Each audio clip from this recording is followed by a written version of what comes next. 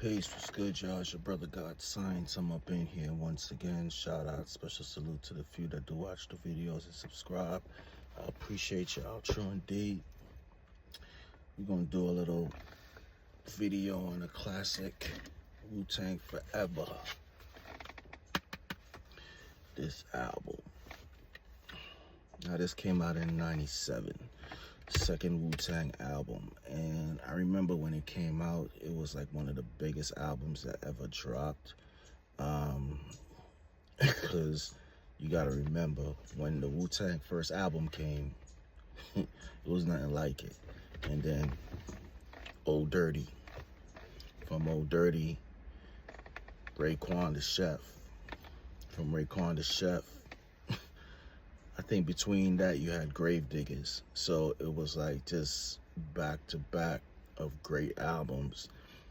Liquid Swords, which I have to say is one of my favorites of all time, and Iron Man. You know, you got these albums that RZA just came bomb, bomb, bomb, and every time you think like, all right, he ain't gonna be able to, do top this.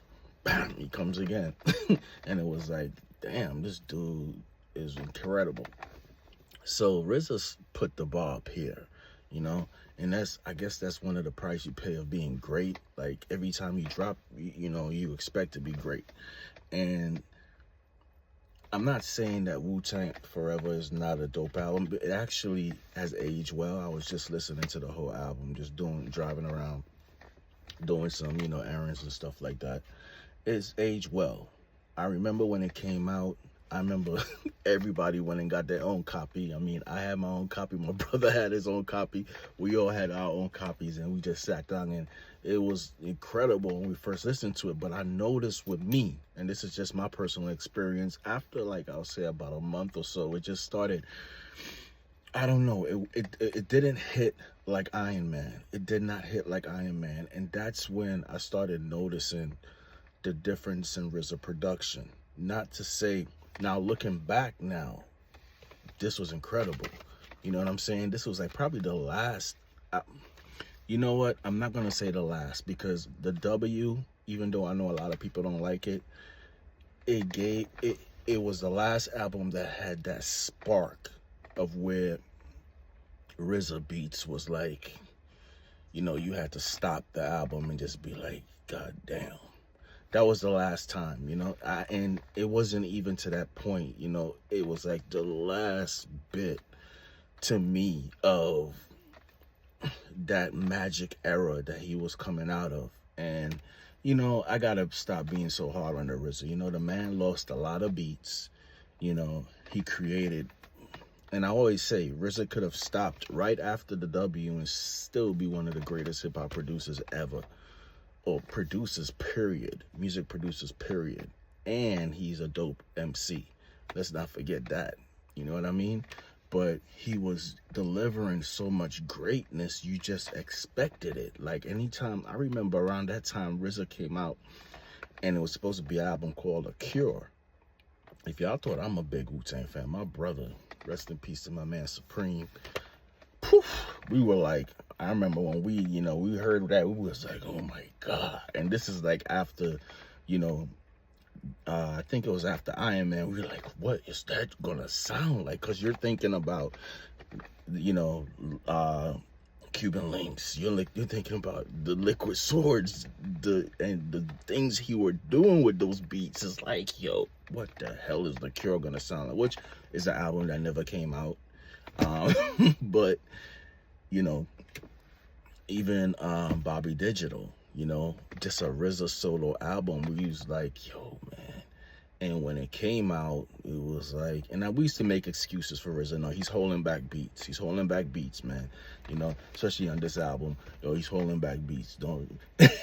Then after a while, my brother, and I told y'all, I never thought he would say like, yo, Wu-Tang dropping the album. Man, I ain't trying to hear that crap. And I should be like, damn, B, you would not be saying that shit back in the 90s. But, everybody has, I guess every producer has that, that era where they can't do any wrong. Everybody had it, and it's hard to I guess, stay in that zone, or I don't know what it is. You know, I always, watch, and I never really watched that series of Wu-Tang, but I remember a scene where Rizzo was in the music store and this dude was talking trash to him because he couldn't play instruments or play chords or new music theory. And I think that actually probably changed his production, whereas it was beautiful just the way it was. A lot of producers that's dope don't know how to read. Me, I don't know how. Well, I know how to read music because I went to, I went to piano lessons. But I don't use. I use mostly my ear. It helps, knowing chords and stuff like that. But I just think him trying to make it so it was a genius to the way he was creating. Like, go back and listen to Cuban Links, like Verbal Intercourse, song like that.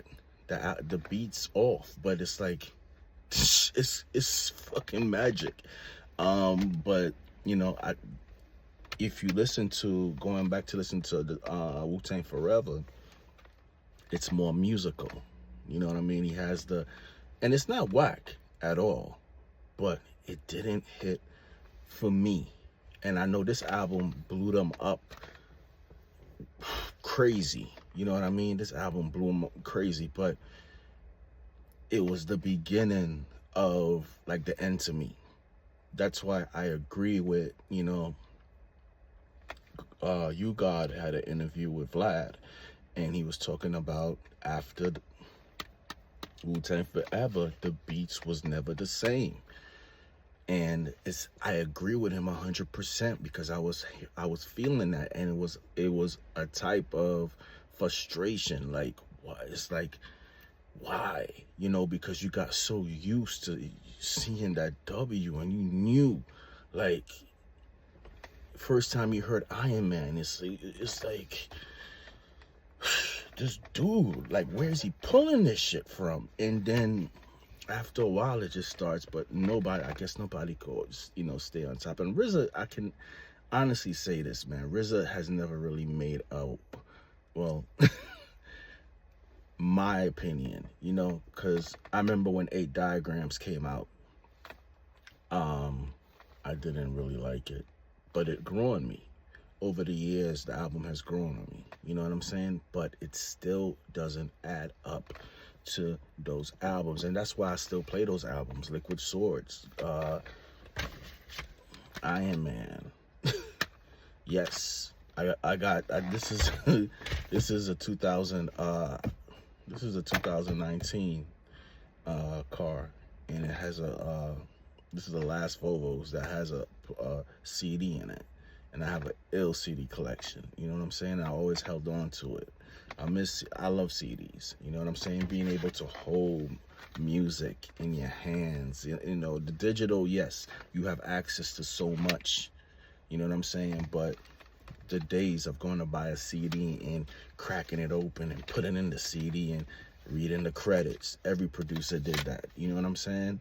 But when you heard this album, it was like, ooh, it didn't have that same magic. You know what I'm saying? I remember listening to Gravedigger's second album more after a while than Wu-Tang Forever. And this is just personally me. I know a lot of people might disagree with me. It was too much songs. It was not like a song called like Duck Season. The beat just was just, I don't know. And this has nothing to do with lyrically. Lyrically, this is some of the best Wu-Tang work ever. Jizza and these dudes is up to this day. They are one of the most incredible MCs, hands down. But you God was right. It's the beats. The beats is not the same, man. And that's what I did in my other video.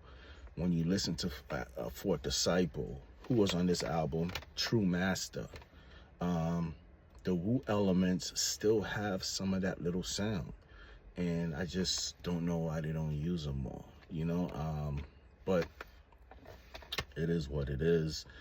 Like I said, this takes nothing away from RZA's greatness. Like I said, the things he did,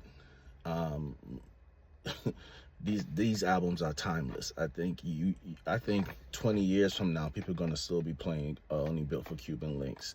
They're timeless albums, man. He was way ahead of his time, and we have to give. He lost a lot of beats, and like I said, I would have loved to hear those beats. We got robbed of some real hip hop, man. Because if he lost those beats around those time when he was doing Iron Man and Cuban Links, I could fucking imagine. Like, Inspect the Deck first album, Lord have mercy. Spider-Man theme, I can't even imagine what that shit would sound like. But and of course, all the side stuff. I think that also messed up the Wu-Tang around. Instead of focusing on those MCs, if all the MCs got that, hip hop, or got to do the hip hop, RZA's music at that time, and they got his production, all the 8 MCs or 9 MCs, I think it would have been better. But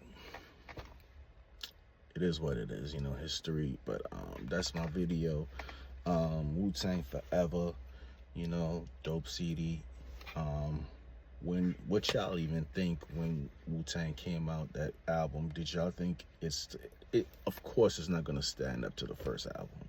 Nothing is. The album sounds like it was recorded, and that's one of the great. It was recorded in a basement, and a bunch of real dudes standing around smoking, and everybody just grabbing the mic. I mean, that's a raw album to this day. So I never expected it to stand up to the first album, but I did expect it to continue on after Iron Man, and to me, it just didn't.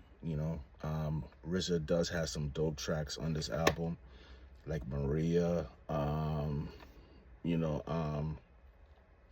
Better Tomorrow, Severe Punishment. So it was dope, but for me, you could tell it was slipping away. But tell me what y'all think about Wu-Tang Forever, and I'm gonna be doing the my review for Alchemist and Hit Boy dope album. I'm trying to think if this album is better than Alfredo too, because I'm a big Hit Boy fan, man. Anything this dude touch, and then Alchemist, this album is just crazy. You know what I mean? Dope MCs for producers. Like, for producers, Al is a dope. I've been on Alchemist since Murder Music, but anyway, we'll save that for that video. But thank you guys for watching. If you made it this far, what you think about Wu-Tang Forever when it came out? Has it grown on you? Do you think it was the end, like you guys said, of that greatness of Wu-Tang? Even though every time I do a show, I will be there, but just that magic, you know what I'm saying? After Iron Man, I think it was just gone after that. But thank you guys for watching. Y'all stay safe out there. Peace.